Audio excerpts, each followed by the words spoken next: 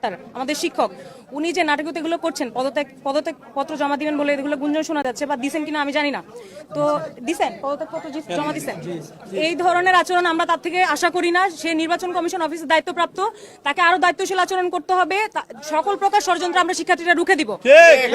এই যে নির্বাচনকে ঘিরে নানান রকম অনিয়ম অব্যবস্থাপনা এমনিতে প্রশ্নবিদ্ধ, তাই না?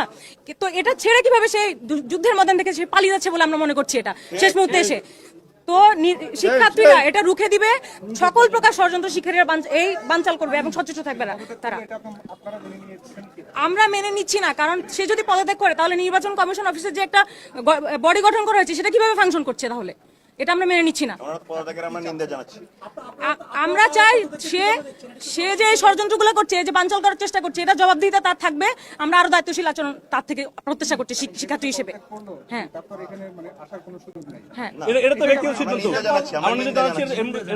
আমরা তীব্র নিন্দা জানাচ্ছি তার সিদ্ধান্তে। আমরা মনে করছি দেশে দায়